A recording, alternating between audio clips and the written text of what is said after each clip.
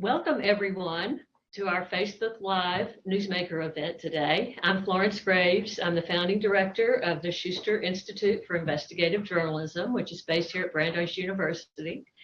And I'm here with Congresswoman Katherine Clark of Massachusetts 5th District. The New Republic calls her Massachusetts' other liberal rising star. Sure, you saw that, right? Yeah. And a progressive pugilist and bipartisan realist. So you replaced Senator Markey, right? That's right. Who had this seat when he became a senator to replace John Kerry, who became Right. Our political dominoes back in head of the State 13. Department, right? Yes. After Hillary Clinton left. That's right. That's right. So, and you've been unopposed from what I've seen. I did have an opponent in 13 Okay. again, after the special election. Okay. I had one that fall, but in 16, I saw the vote. lucky not to have one. So we're here in Waltham, and this is one of the cities that that your district.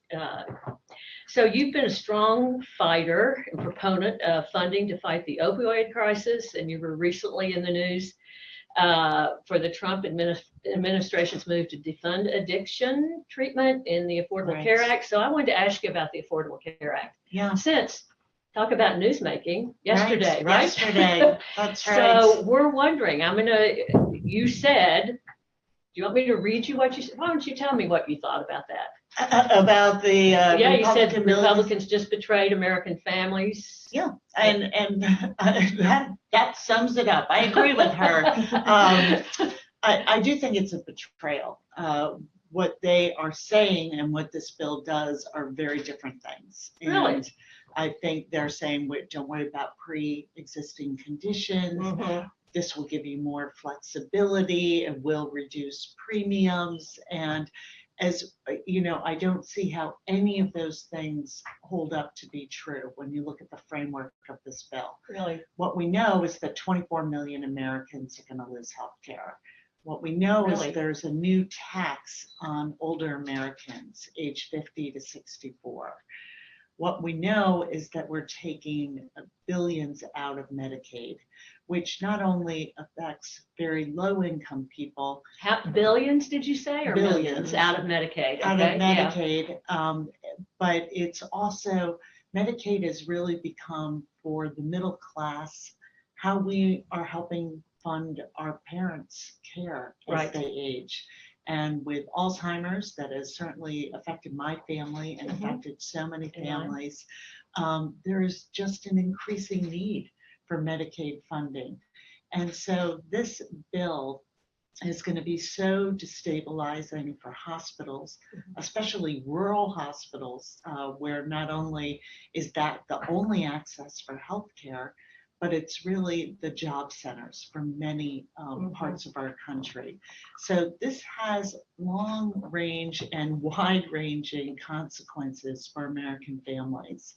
And I think this is a big mistake that the House Republicans have made.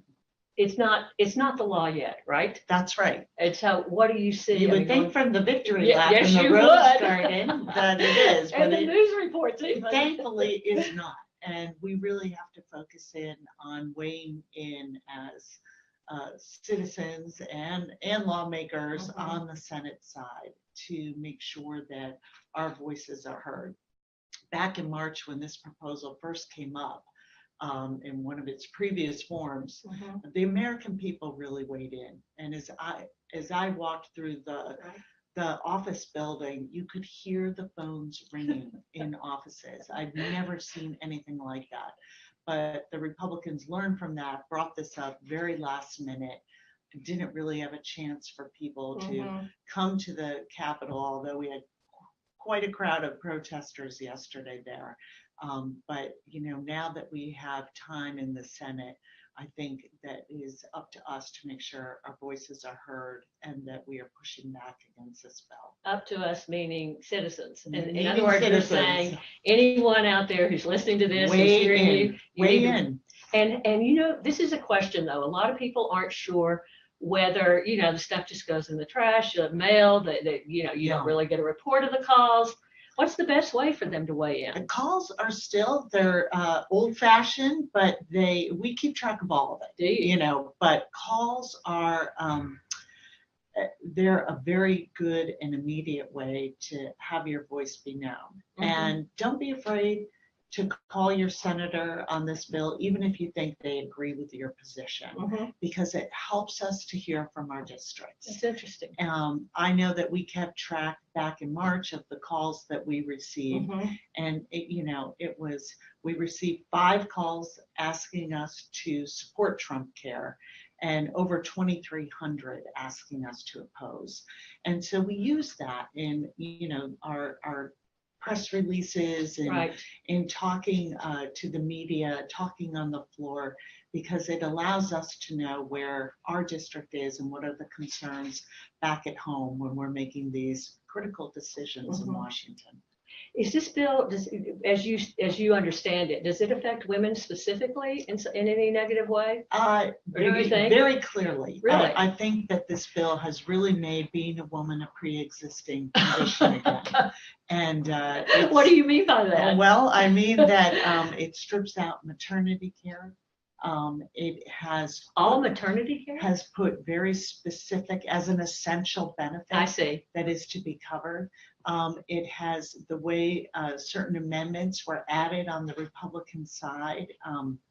If you have been a victim of sexual assault, domestic violence, if you've suffered with postpartum depression, if you have even had a cesarean section, these are all now considered pre-existing conditions under this bill. What?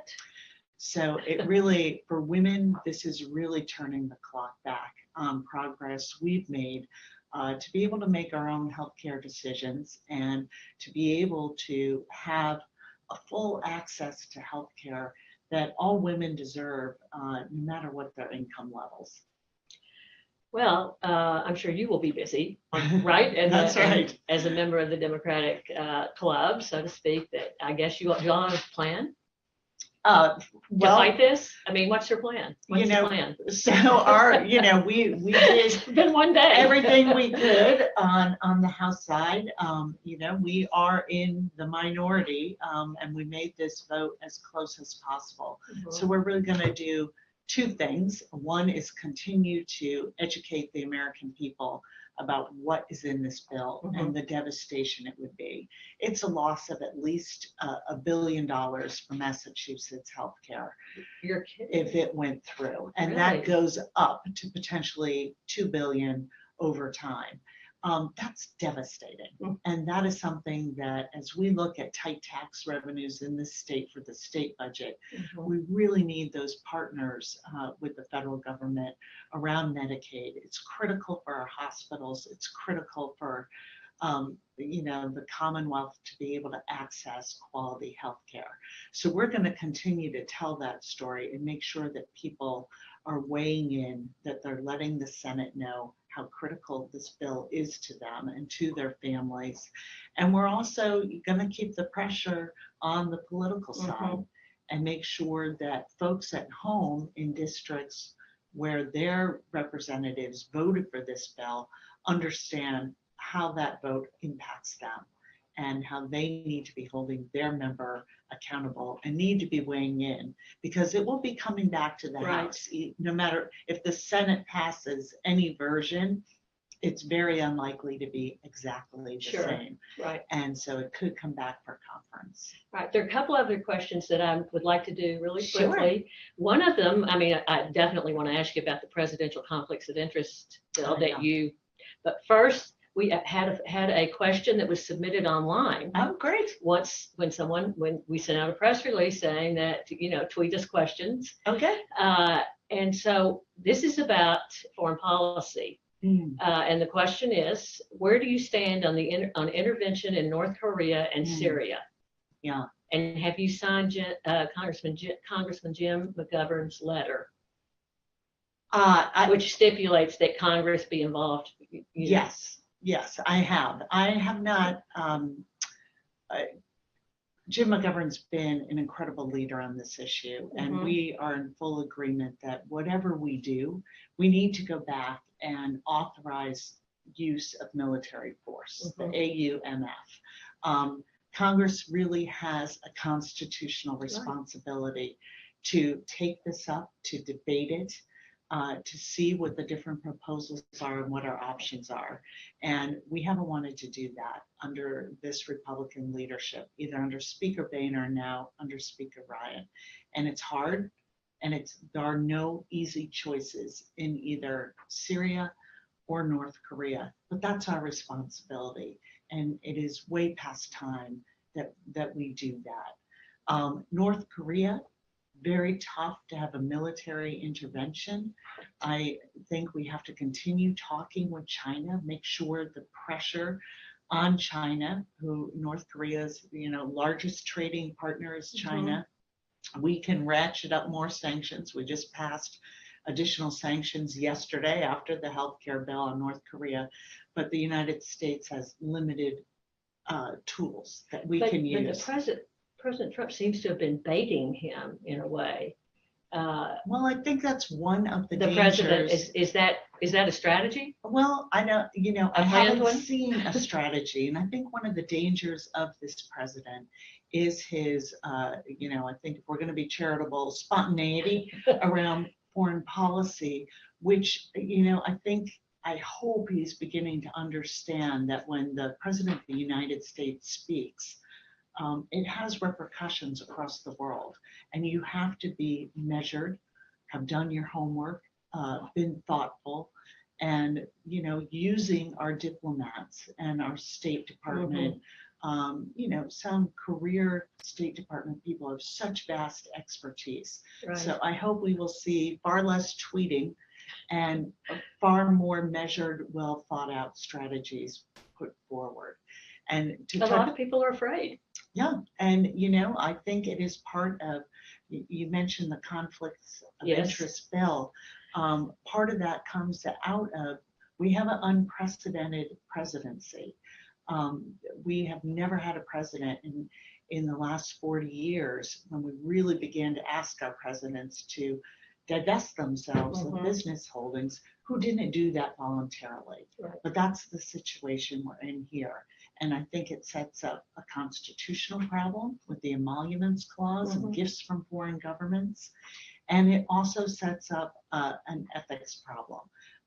We are asking the president to give us his tax returns, maybe it will clear the air for him, but as long as we don't have access to what sort of business holdings does he have, where is he earning his income from, how does that impact the decisions that he's making as president for our economy, for our foreign relations, for trade. It's going to continue to be a cloud, not only over this presidency, but really over United States and our global standing. Well, he could go through 4 years and just say no. He could. And what are you going to do about it? Can you? I mean, we only have so many tools in our toolbox in the minority. Right. So we're going to use all that we can. We're going to keep bringing this issue up. We're not going to let it get subsumed in the chaos of this administration. And, we're going to work very hard to make sure that we are back in leadership in 2018. Congresswoman, thank you so much. I could talk to you all day, but I know there are other people waiting to, I know you have other meetings. So thank you for taking the time, and thank you to our Facebook audience who have joined us. And this will be on Facebook. Great, more or less permanently. If people came in the middle and want to hear more about what you said, and we're going to have your bio up as well, that people can also have the opportunity to check out. So wonderful. Thank you so much. Thanks, Florence. Wonderful to meet you.